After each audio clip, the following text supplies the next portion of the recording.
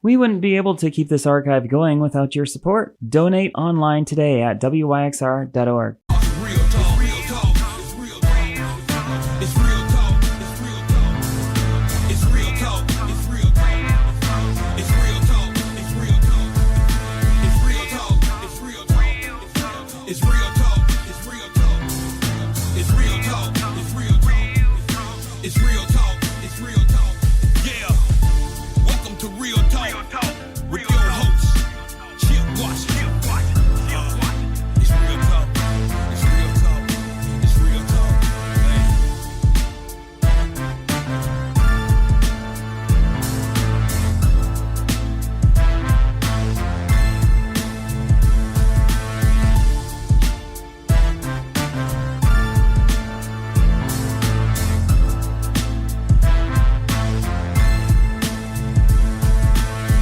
And here we go on this Monday evening.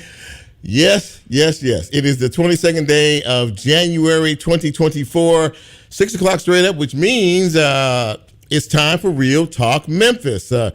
Great to be back here, of course, after a week of weeks that all of us have had with the snow and with the ice. And now it is raining outside. But guess what? Everything looks like it's settling down. We are starting to remove ourselves from the deep chill that we have been under for the past week. I hope that it has been good to you. I hope that you hadn't had too many issues or difficulties, or having to take your car to the shop, or whatever happens out there in terms of all of this losing power. I hope that everything went okay for you. Thankfully, at my house, everything went fine. Never lost power. Got out and didn't have too many issues or concerns when I went out.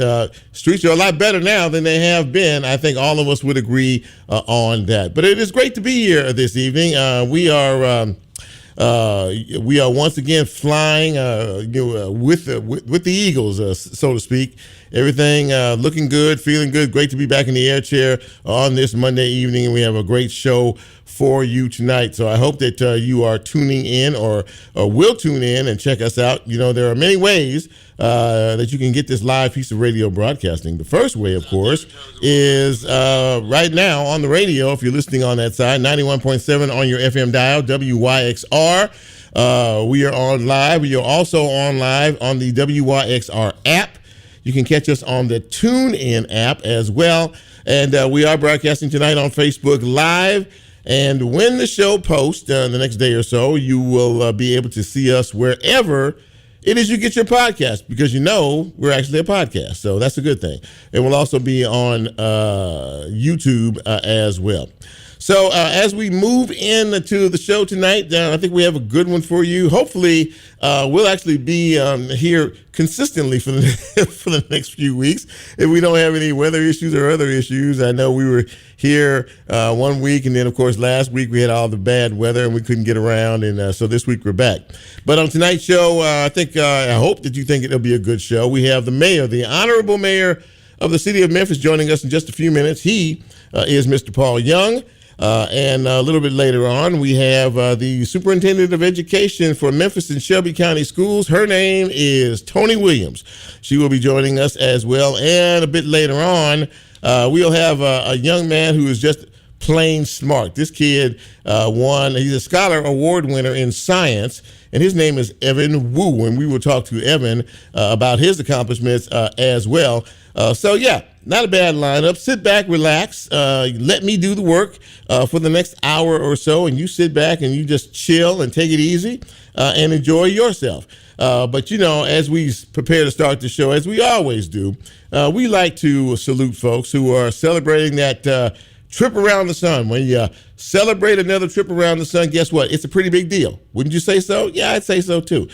So we like to shout you out and let everybody know that this is your very special day. But I can't do that without saying, hit it, Bryn.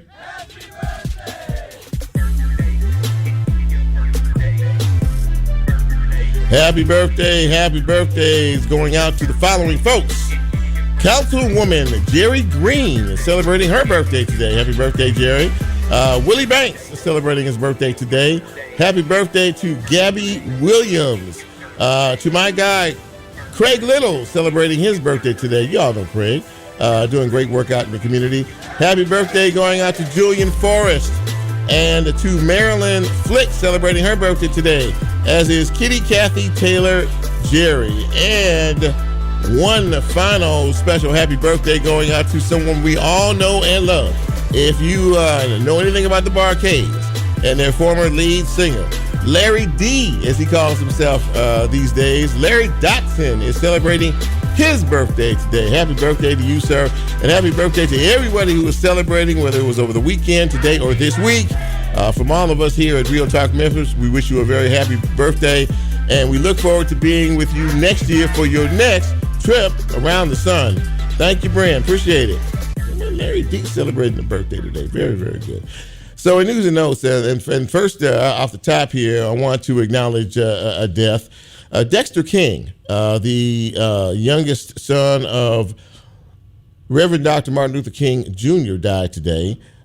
He was 62 years old. Apparently, he had been battling prostate cancer, and he succumbed to that earlier today out in Malibu, California. As again, he was 62 years of age. He was the son. If you then come to the name didn't necessarily come to mind. He was the son of Dr. King and Coretta Scott King that looked the most like Dr. King. I mean, he was spitting image of his father. So anyway, our condolences to the King family, and may his memory always be a blessing. All right, so we were talking about the weather. Let's talk about the weather. First we had to deal with the ice, and we had to deal with the snow, and many people got, 3, 4, 5, 6 inches, depending on where you live in the county out here. Well, now, on the back end of that, there is a water issue.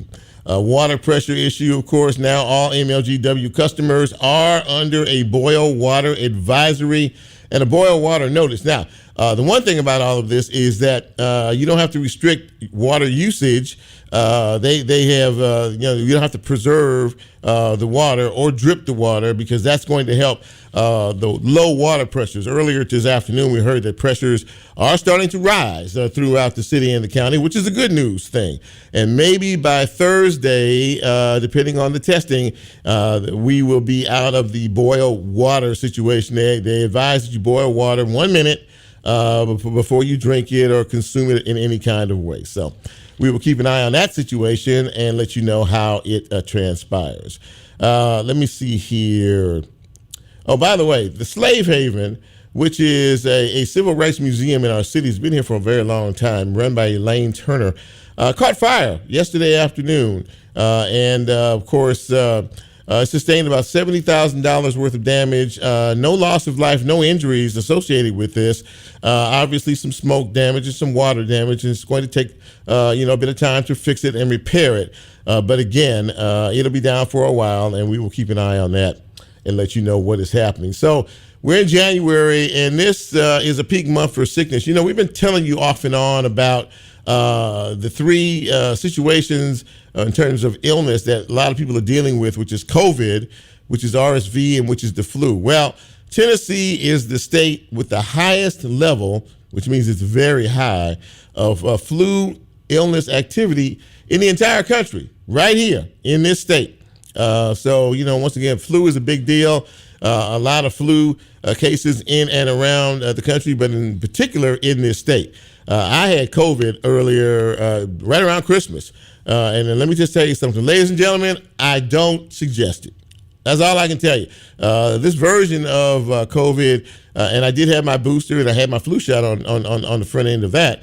But this version of COVID is like a bad cold. And it really put me down for a few days, and I was thankful that I had the booster because at least it kept me from having to go in the hospital, and that is always a good thing. Let me see here. What else we have? Okay. Back in July, and I don't know if you all remember this or not, the city of Memphis. Remember there was a big recruiting drive, as there has been for a while now, for Memphis police officers. We need more officers on the force. Well, in July, Mayor Strickland's administration, they sent some folks to Puerto Rico to recruit officers. I never quite understood the connection between Puerto Rico and Memphis police. But in any event, they sent about 15 folks on a fact-finding mission to go down to Puerto Rico and try to recruit some folks to come here and be bilingual police officers. Well, that trip didn't do very well. As a matter of fact, there were 0 recruits from that trip to Puerto Rico. 15 employees from the city went down there, and guess who paid for it? Yes, indeed, taxpayers at the expense of $50,000. That trip, with flights and meals and tips and hotel rooms and whatever else, cost taxpayers $50,000, and not one recruit did we hire for that. Now I'll let you work on that one all you want to, but in any event, that was the story in the paper today that I'm sure many of you probably saw. And in sports news, of course, the University of Memphis Tigers played yesterday. They played Tulane and they lost by 2. That's the second loss in a row. And the Grizzlies, who are in Toronto tonight playing, they continue to lose. So, and I honestly think our season is a bust. So if you want to go out there and just kind of watch them and hang out, you can do that. That's news and notes for this Monday evening. Very happy that you are with us.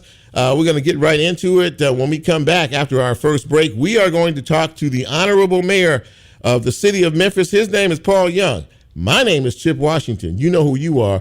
We'll take our first break, and we'll be right back.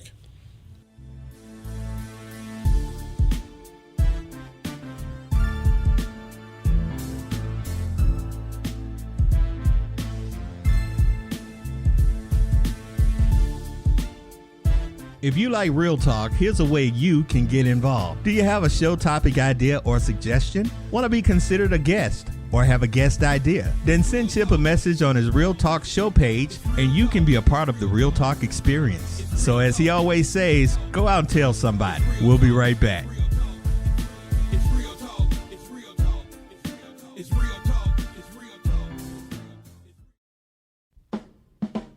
Located on the second floor of the Crosstown Concourse, the Memphis Listening Lab is a curated collection of music and music history that is open to the public 6 days a week. Vinyl Happy Hour happens every Friday between 3 and 5 p.m., where guest DJs from around the community will spin some of their favorite records. More information and a complete listing of upcoming events at memphislisteninglab.org. Shannon and Cecilia here. Do you love stories featuring community changemakers in Memphis? Don't miss Just Buffin', a feel-good podcast found online in the WYXR podcast network. Access all our podcasts at WYXR.org.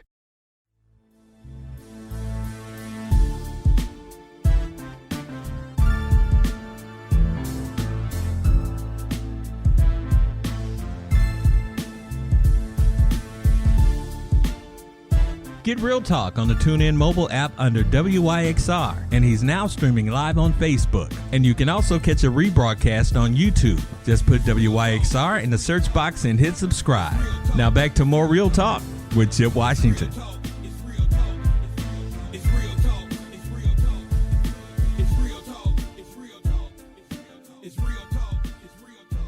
And welcome back to Real Talk Memphis on this Monday evening in the city, rainy Monday evening in the city. Chip with you. And as I alluded to at the top of the show, we are very happy and fortunate to have our new mayor, newly elected mayor of the city of Memphis. He is the Honorable Paul Young. And Mayor, Mr. Mayor, it is great to see you. Thanks for coming on the show tonight. I really appreciate it. Always, man. I'm glad to be here with you, as always. Yes, sir. Thank you. So, you've been in office now just about a month, barely, right? Just a few days. Yeah. 2 days. Yeah, there you go. And boy, you've had a lot to deal with this storm, and in particular this snowstorm, and a lot of everything that goes along with that, of course. And it looks like we're starting to slowly come out of the end of that, which is good. How has that experience been for you? It seemed like things worked pretty well. Would you say? Yeah, I think overall things have gone well. We have an incredible team here at the city of Memphis, and so everybody just jumped right in and started taking action, doing all the things we can to make sure people were safe. We set up our warming centers. We had teams that were out doing all they can to clear the roads and the streets, the major thoroughfares. I know there was some complaints about the neighborhood streets not being able to be as cleared as people would like them, but we try and do what we can with limited resources. Our folks have been working nonstop for the last week and a half, and so I just applaud them, and I'm honored to be a part of the team with them. Well, absolutely that, and congratulations. Your audio is a little, I don't know, it's kind of a little tinny, a little in and out. I don't know, maybe it needs to be adjusted or something, but I just want everybody to be able to hear you okay in terms of our conversation. So, right after you were elected, one of the things that you wanted to accomplish was some of the appointments that you made, and one in particular, of course, the reappointment of the current police chief, C.J. Davis. You ran into a bit of an obstacle with that in their first meeting that they had in reference to it. She was voted down 7-6. And you have been steadfast. You said from the very beginning that this was the person that you wanted to lead the police department. You still feel good about the decision that you made. When the city council made their decision initially in all of this, were you a bit surprised? I wouldn't say I was surprised. I mean, I knew it was going to be a lot of different opinions and thoughts. I mean, I often say our police chief is probably more popular than the mayor in the city. Yeah. So people definitely have opinions. We've had some high-profile incidents take place over the last couple of years, so I definitely get it. What I have tried to implore upon all of our council members and the public at large is that she has not had an opportunity to work for me, Paul Young, as mayor of Memphis directly, and I want to give her an opportunity to rise to the occasion. She's incredibly smart. I believe in her. I believe she can get the work done, and we have a lot of work to do. Selecting a police chief is not a small task. If she is not selected, then we have to go the course of going through a national search and finding the right person to lead our department. And I feel like we have an incredible leader right now. We just need to get straight to work. And, once we get past these appointments, that's what we'll do. I think I heard her say at one particular point during the questioning with the council members that there seemed to be a bit of a disconnect between the officers themselves and the leadership. And she said, I want to make sure I'm correct in this, that, there was an issue of discipline. She's changing some things around. She's doing some things differently. And she said that a lot of them weren't receptive to those changes, which makes things pretty difficult when you don't have the rank and file to support the leadership, no? No, this is 100% true. I mean, we got to make sure that we get the rank and file to believe in and buy into all of the things that we want to achieve. And one of the things that I've talked to her about, and I've also talked to many officers about, is that a part of what we're going to be doing is making sure that we change the way we communicate, both internally and externally. We want people to know the things that we are doing, understand what the end goal is, and figure out how we can get more buy-in as we make the changes that need to be made. And that's a communication issue. That's one of the things that I believe our administration is going to be helpful in helping to address. And I know it's something that she understands and she's up to the task of doing. Would you say that in terms of the overall public, and you mentioned it at the top, the community itself, and of course, when you ran, one of the things that people really appreciated about you was the fact that, this is not a me thing, this is the we thing, and we're all in this together. So the community buy-in is extraordinarily important. Would you say that there is a bit of a disconnect, though, in terms of the trust factor between the community and the police department, given some of the incidents in the past? Yeah, definitely. I mean, there's no question that there are issues with trust between the community and policing. That's something that we're going to be working very hard to repair and damage. And it's not a new thing. Like, that didn't just start right with this chief. I think there's something that has been historical, particularly in African-American communities like the ones that I grew up in. But, we know it's an onus of responsibility for us to gain that trust. And that's why when things like the ordinances that were approved last year in response to the tragedy with Tyree Nichols, that's why I am supportive of those things, because they were approved by our city council in an effort to repair broken, damaged relationships. One of the things that came out of the Tyree Nichols tragedy was an investigation being launched by the Department of Justice into the patterns and practices of the Memphis Police Department. And I'm sure, as you said, you've had many conversations with Chief Davis, in reference to that. What would you like to see as in results of that? I guess depending on what types of recommendations the Department of Justice has, but what would you like to see as the end result of that? I think the most important thing is for us to continue to be proactive, to make sure that we are doing the things that we need to do to make sure our police department is following the 21st century policing practices in advance of them even coming out with any of their findings. I want the DOJ to see that we have a police department that's already headed down the right path. I want them to acknowledge some of the actions that we're already taking, and certainly any recommendations they have, we want to be responsive to their recommendations. But at the end of the day, we need to have a collaborative process, which is part of the reason that I'm also recommending Chief Davis, because she's been in the conversation. She's been in dialogue with the Department of Justice. And it's really important that we have a collaborative approach. Going through a search for a new police chief creates more instability within the department. We want them to know that we have a stable police force, a stable police leadership team that's ready to take action to do the things that we need to do as a community to show that MPD is headed in the right direction. One of the things that you stated that you wanted to have, and I guess you're in the process of selecting, is someone to work kind of along with her, public safety. Talk a little bit about that. Yeah, so a public safety advisor, someone that will work directly within the mayor's office. So this is someone who is outside of the Memphis Police Department that's helping us with all of the public safety related matters. And the reason that's important is because when we talk about public safety, we often talk about the police, but policing is only one aspect of public safety. Police respond to things when they happen. We need to have a proactive approach where we're actually intervening and preventing folks from headed down these wrong paths. And so what I will from our public safety advisor is someone who's going to help coordinate with the other systems, with the nonprofits that are doing intervention work, with the courts that are, handing down rulings on cases, with the district attorney, with all of the state legislators that are coming down with law. There's such a broad spectrum of things that impact public safety. And I need somebody on my team who's thinking about it comprehensively every day, not just the law enforcement side.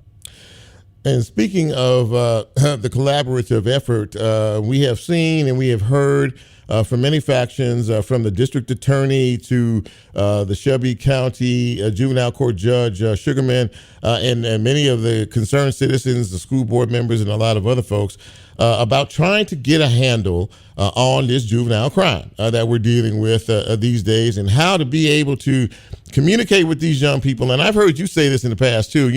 In order to be able to have a conversation of understandings, you have to meet these young people where they are.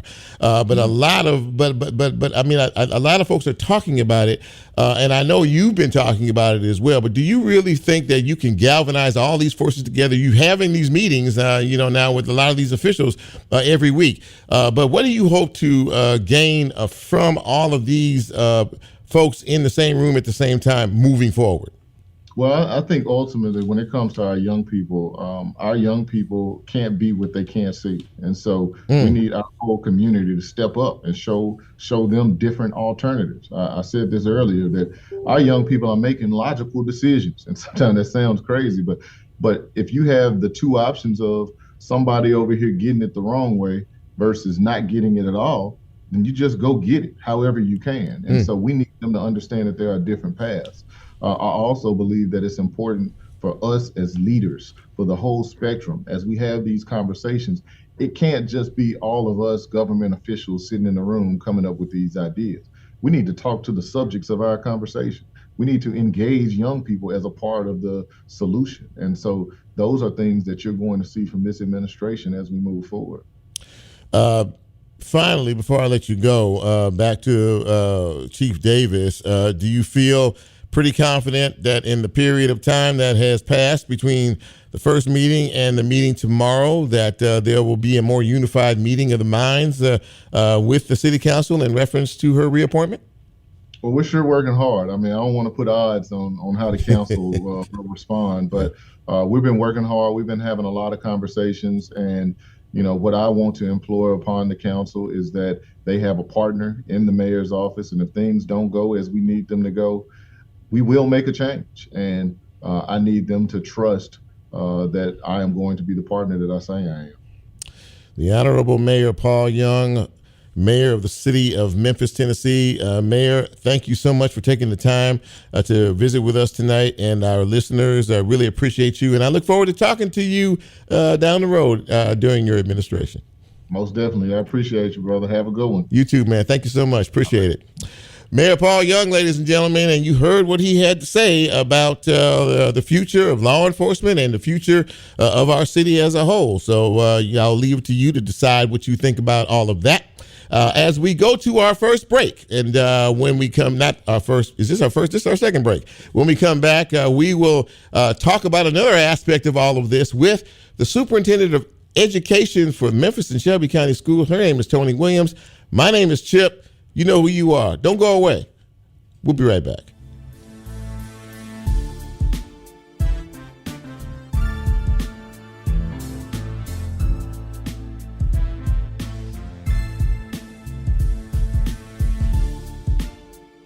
If you like Real Talk, here's a way you can get involved. Do you have a show topic idea or suggestion? Want to be considered a guest? Or have a guest idea? Then send Chip a message on his Real Talk show page, and you can be a part of the Real Talk experience. So as he always says, go out and tell somebody. We'll be right back.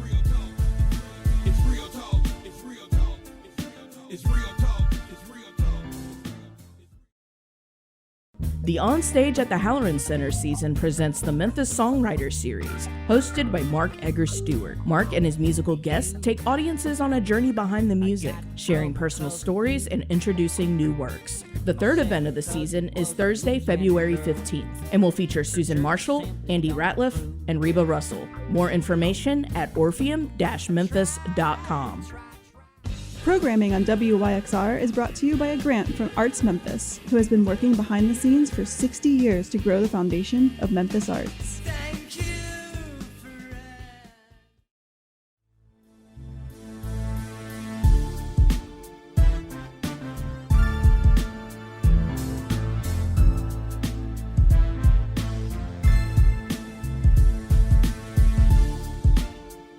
Get Real Talk on the TuneIn mobile app under WYXR, and he's now streaming live on Facebook. And you can also catch a rebroadcast on YouTube. Just put WYXR in the search box and hit subscribe. Now back to more Real Talk with Chip Washington.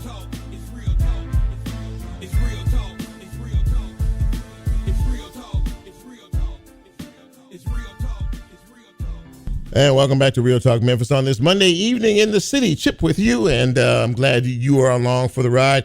And I'm very happy to have our next guest with us. She is someone who advocates every day for the children of our city and our county, and I really appreciate her being here. This is the first time she's been on this show. We're going to have to change that. But please welcome to the show the Superintendent of Education for Memphis and Shelby County Schools. She is Toni Williams. And Miss Toni, it is lovely to see you, and thank you for coming on the show tonight.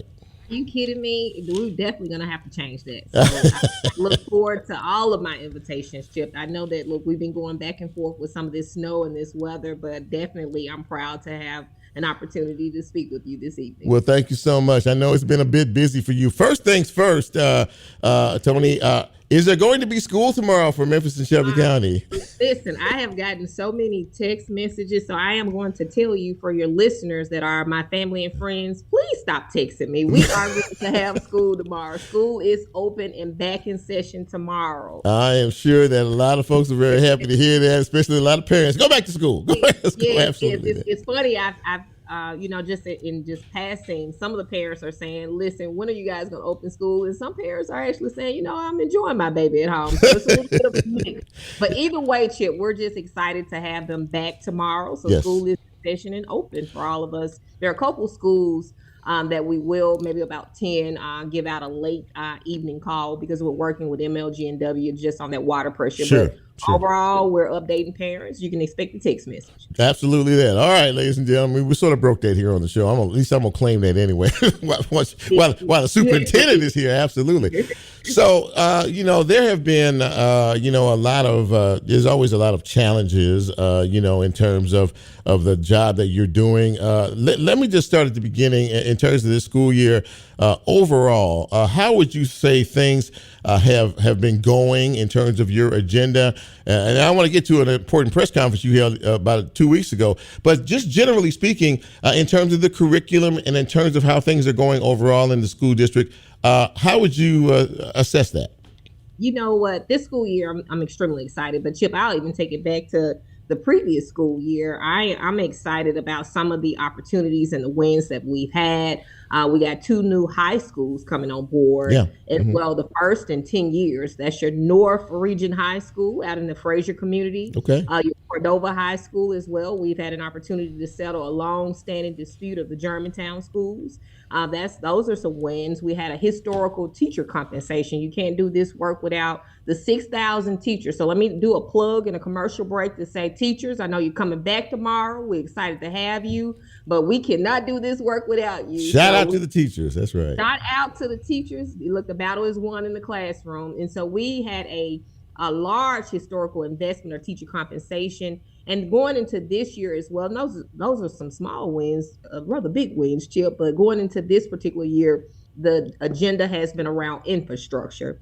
Now, as we are struggling around the infrastructure of our city, I would be remiss to get on here and not talk about the infrastructure. We have over 160 schools, 200 facilities, and a lot of them are over 100 plus years old. So as we're trying to figure out pipes in our homes, we're trying to figure out pipes in schools. Yeah. So our students really deserve an opportunity to be in 21st century buildings. And so I'm always going to advocate for that. And that's this year's agenda, the funding and making sure that we continue the momentum of getting brand new schools and brand new infrastructure for our students and learning environments as well. Are people in the position to be able to make that happen? Hearing you, I know that, hearing and listening are two different things, but it is very important. A lot of our schools are very old in structure, and you have always been an advocate for saying, look, our children need to be in an environment for learning. And that is why this infrastructure situation is so critically important. But are the legislators listening to you? Are the people who write the checks supporting your effort? I think so. Just think about it. The first of 2 new high schools. That's big. That's big. Yeah. Mm-hmm. So our county mayor definitely, he supported the transition of Germantown schools by giving upwards of $77 million, right? Yes. Then definitely coming behind that back to back and just advocating and sitting in these back rooms with county commissioners, school board members. They are definitely wanting us to move forward. But the biggest thing and the biggest challenge that I will always take on for accountability is really expressing the need. A lot of our legislators, they're saying your infrastructure is so large, Chip, that tell us a little bit about all communities, not just one community. Right. And that's one thing that I'm doing is going in all of these different 9 districts and talking to community leaders, business leaders, and really pulling parents, students to build out the advocacy of, our infrastructure and really sit down with even city councilmen are on some of these committees alone. I know that Mayor Paul Young just left off. So definitely even having discussions with our newly elected mayor. And so I'm really excited about the promise and the hope that they will be writing some of these checks. So, we have all been affected by the violence that we've seen in our city. Last year was a particularly bad year in terms of that. You had a press conference a couple of weeks back, and one of the most disheartening things made me pause that I heard you say was that you lost 22 students, school-age students so far. Last year going into now. And it's heartbreaking to hear that. And you issued a call to action. You had school board members and a lot of other folks standing behind you, with you, in support of you. Talk to me about what made you decide that it was time for you to step out now and say, look, we have a problem here that we need to take care of? I think that as a leader, sometimes you get a little jaded. Chip, and I'll be honest with you, we're used to solving some of the problems in silos, and really attacking them. And I will say that I've had the opportunity to say, as the chief financial officer of the district, let me make sure that I am carving out, upwards of $22 million for a lot of the supports that's going in the classrooms, but also the social emotional supports like counselors, behavior specialists, right? Attendance task clerks to just make sure they're calling parents to bring, students into school. So we've come up with a myriad of supports to help parents and students with some of these issues that are poverty and crime related. But just think about it. We're working in silos. The city is working in a silo. The county is working in a silo. So we think that we're fixing these problems and adding solutions and resources to our city. But, just thinking about, all right, we done that in one fiscal year. We're talking to county leaders in another fiscal year, and we're just really trying to, make sure that we support our students. But then, Chip, think about it as we go into every board meeting and we call out the students' names. I'm seeing the same news stories that you're seeing around carjackings in the city, deaths of our students. And I got a little jaded at one point where I was sitting there and we do the Pledge of Allegiance and we do the moment of silence and we call out those names. And then I just woke up one night and I was like, God, this is not normal, having to call parents, having to say, my condolences, I'm sorry, and just really thinking about the support. So I for me, I wanted to bring light to that this is something that we deal with every single day. Right. And just wanting to call out the action that I saw business leaders taking action, but it was a reactive, Chip. Yes. So think about it. If you're going to put more police on the street, and I support that now, I support all actions that's being taken, but it's still more reactive. And you're not fixing the underlying issues of poverty, crime, and just really the mentorship. So my call of action is, hey, business leaders, you can sit and point and talk, but what are you doing? How are you ensuring that you're investing in our students and giving them job opportunities? Because when we do focus groups, we have a whole security department that sits down and does focus groups with our students. And we find that a lot of these issues and challenges are in the home and they need the additional support, whether it be financial support, whether that be emotional support, whether it be counseling. And so if you continue to be reactive, I definitely think that we'll, as a city and a community, still have some of the same challenges. And so definitely. One of the things that you mentioned that is a very big deal here in our city and county is poverty. And that is one of the major challenges, for all of us here. In terms of the academic point of view, how big a deal is that to you? Oh, man, are you kidding? Because if you think about poverty, education will change in anybody's aspect or life and produce another direction for either our students, their parents. And so it's so important we've made investments even in parental support at this point. So we're going back to ensuring that we offer education, adult education for parents. And so, that is something that we've taken a turn to say, how do we, go ahead and support not just our students, but our parents as well? How do we give them wraparound support services? And so just thinking about where we are with students, Chip, I can go down a list of changes that we've made just in my tenure alone. We've increased advanced academics. A lot of people say that, some of our kids are not going to college. They may need an opportunity to have, what you would call back in the day, VOTEC, right? Yeah, and so sure. We're expanding our VOTEC programs or our CCTE programs. We received like a $40 million grant last year where we're making investments. And so we're offering, anywhere between electrician support, welding support, marketing, business, and some of our students are graduating with pilot licenses. And so for me, it's around ensuring that we meet our students where they are and offer those additional supports, whether it be a college path, whether it be a CCTE or a VOTEC path, and just making sure that we support not only our students, but our parents. So when you say, is it important to me? Listen, the hope of this community in Memphis depends on my 110,000 students. And so that's the importance of it all.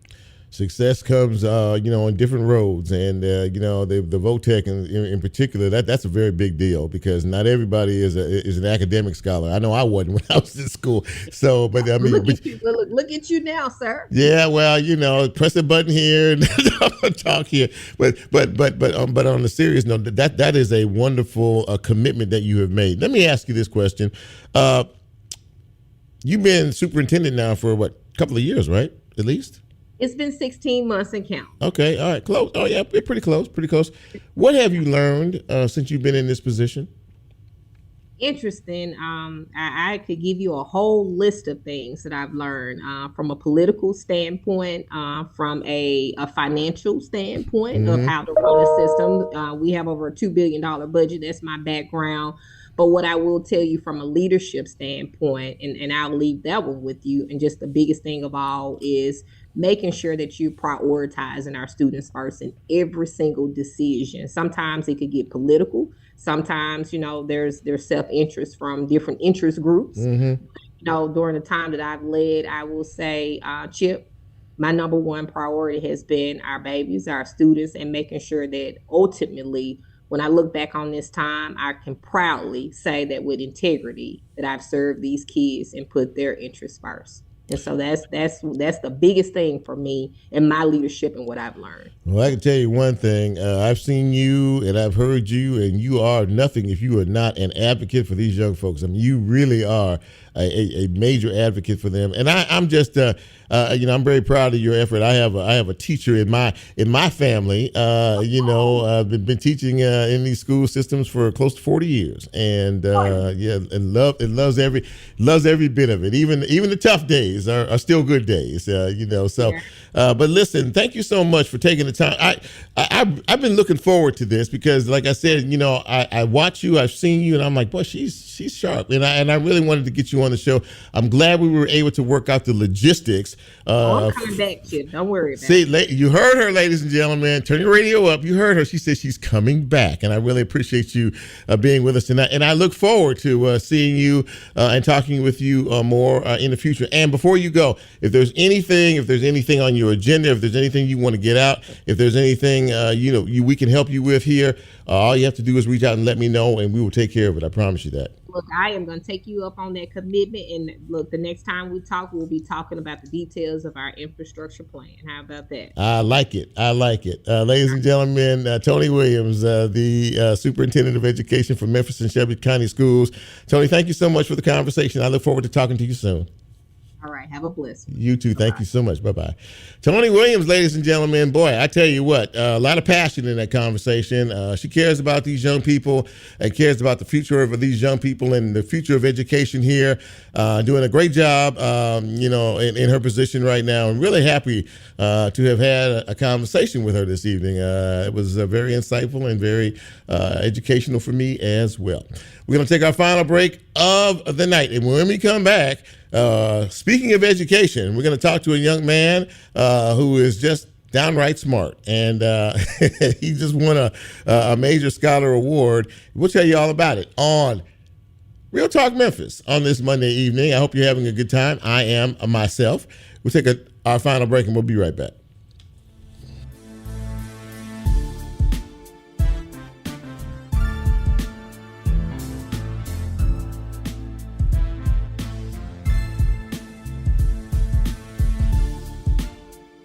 If you like Real Talk, here's a way you can get involved. Do you have a show topic idea or suggestion? Want to be considered a guest or have a guest idea? Then send Chip a message on his Real Talk show page and you can be a part of the Real Talk experience. So as he always says, go out and tell somebody. We'll be right back.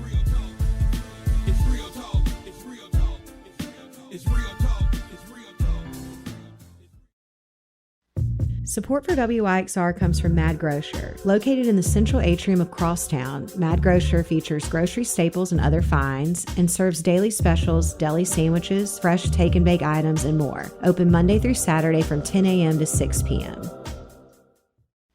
Programming on WYXR is brought to you by a grant from Arts Memphis, who has been working behind the scenes for 60 years to support and amplify arts events, programs, and experiences that together make a more vibrant and accessible Memphis arts scene.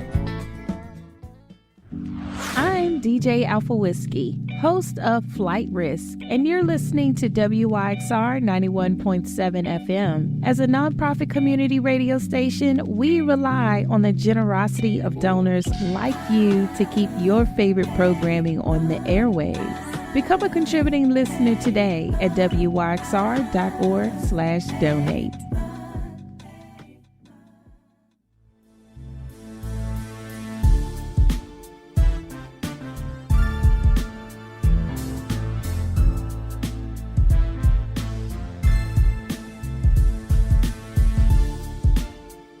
Get Real Talk on the TuneIn mobile app under WYXR, and he's now streaming live on Facebook. And you can also catch a rebroadcast on YouTube. Just put WYXR in the search box and hit subscribe. Now back to more Real Talk with Chip Washington.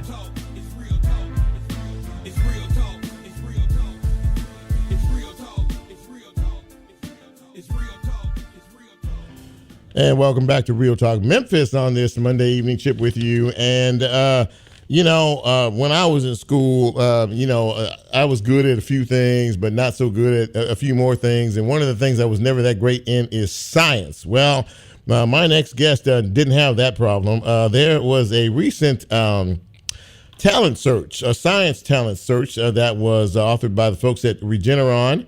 And one of our own students here in Memphis and Shelby County was recently named as a scholar in the Regeneron Science Talent Search. His name is Evan Wu, and Evan joins us tonight as well. And Evan, first of all, congratulations to you, young man. This is quite a feat, quite an accomplishment. You go to MUS, am I correct? Memphis University School? That's correct. And you are a senior? Yes, sir. So how did you decide that you wanted to be involved in this? First of all, has science always been something that you've enjoyed, a passion of yours? I mean, how did you, get involved in all of this? I was more of a math guy before, but I became interested in biology in my 9th grade biology class. And that's how I got into genetic code. And my ultimate research topic was on tRNA, something in genetics. Wow, that is the seeing. Now, for most of us, especially like me, it's like woof right over my head in terms of what you're doing here. But obviously, it takes a bit of a brain. We also have with us Allie Stifel, and Allie is the director of the Science Talent Search for Regeneron. And Allie, it's great to see you and great to have you joining us this evening. Tell us a little bit about the parameters of all of this. I mean, what do you look for when students are, when you're looking for students to award in terms of science? Yeah, that's a great question. Thanks so much for having me and for celebrating your scholar in his hometown. Yep. The Science Talent Search has been around since 1942. We're kind of the original science competition out there, but we don't just look for good science. We also are looking for the STEM leaders of the future, which Evan clearly is one of those if he's made it through our very rigorous application process. It's an online application, so high school seniors across America are welcome to apply. You have to have a research project, but we take transcripts, test scores, they write essays, all of that. It's a lot of work. So really kudos to Evan. And then, we take these applications, we look for signs of strong STEM. You have to know your stuff, but we're also looking for those potential leaders, like who are really going to be the instigators who come up with the next big idea, who lead companies, who lead our government, and these kind of things that will impact all of us in the future. From there, we narrow down the pool to 300, which Evan is one of 300, who receive $2,000 each, and their high schools do too. And then Wednesday, we announced the top 40 finalists who compete for the largest high school academic prize in the United States, for the $250,000 first place prize. Oh my goodness gracious! Yeah. That's really saying something. There's a lot that goes into all of this. So you did mention, and Evan, you did receive a $2,000 prize, right, for this award for this, and the school got $2,000 as well. Is that Allie? Is that because of he came from that school? I mean, how did you go about awarding the school a cash prize as well?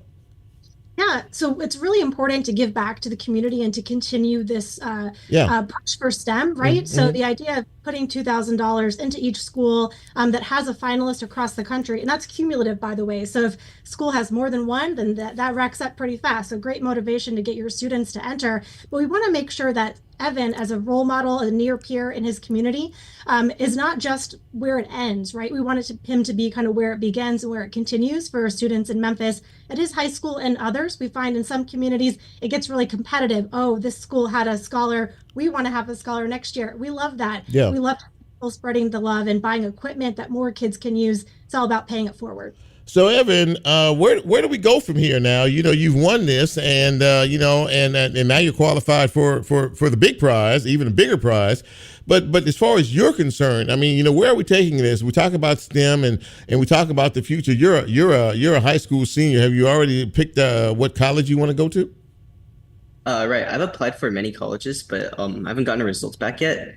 So I'm hoping to enter a prestigious college so I can make use of the resources to continue some of the research that I've been doing, because research doesn't only give you like answers, but from those answers you can draw new questions, and those new questions might lead to other questions. So it's like a little bit of a branch from a tree.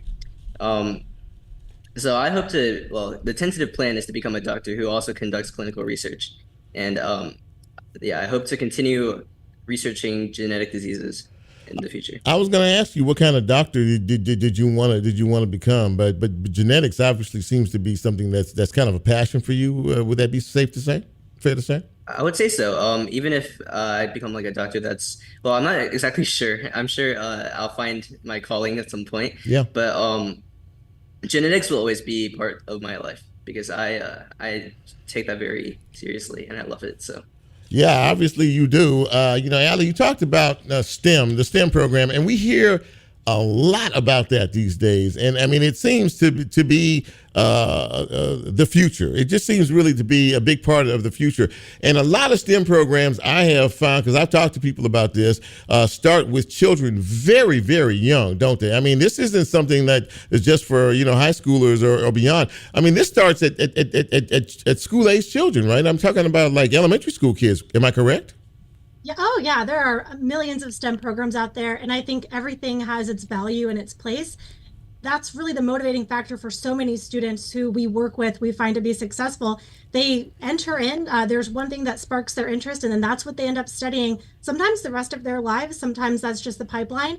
It's everything from a field trip to your local science museum, to maybe an internship or a speaker coming into the classroom. All of it's really impactful. So that's a challenge I put out to your community. I'm sure there are dozens of amazing programs. Scientists who are out there in Memphis, I know there are a lot of them. Be a mentor, go volunteer, and that's really how you get the ball rolling with a lot of this. You said earlier that you've been doing this a long time. You the Regeneron folks, you guys have been doing this and sponsoring this for a very, very long time, in terms of that. And it speaks to your commitment as an organization to say, look, you know what, we need to encourage these young people because, the future is bright and we need people that are going to discover things. Now, Evan, I'm not going to ask you, I read the project that you that you turned in and I couldn't pronounce it at all. But it looked like a big deal. But if you had to summarize what it was that you submitted to them that got their attention, how would you describe, what was it, a formula? What was it exactly that you submitted? Right. So I guess I'll explain what tRNA is first with a quick analogy. Mm-hmm. So if you would imagine like a big Lego manual, we would call that DNA. Okay. And within that manual, each singular page that contains like an instruction for a Lego structure, we would call that mRNA. Okay. And then the structure that you would build, we would call that a protein. Okay. And the person building it, following the manual, we would call that the tRNA. Does that make sense? Kind of, sort of. If you put all that together, what do you have? What do you get if you put all that together? What is that? That is what happens in protein synthesis. So basically, how a cell would make a protein, with like an instruction from the DNA, which is what you're made of. Did it take a lot of work for you to do this? How'd you come up with the concept? Oh, no. This wasn't my work. My work was more so quantifying tRNA. So the last step, how much of it is that in each tissue? And that was the end result of what you did. Is that what you're saying? Right. So I just found a process using like a currently available database that people didn't think could be used to quantify specific. When I say quantify, it just means to find how much of that tRNA like expression. So I just found a different method, a different pipeline. Allie, when you hear him explain what he just did, and when you saw the project that he did to win this, does it still? I mean, even though you all at Regeneron are experts in what you do, but when you see and hear from some of these young people, some of the projects that they submit to you for consideration, does it still blow your mind a bit? I mean, in terms of just how smart these kids are today?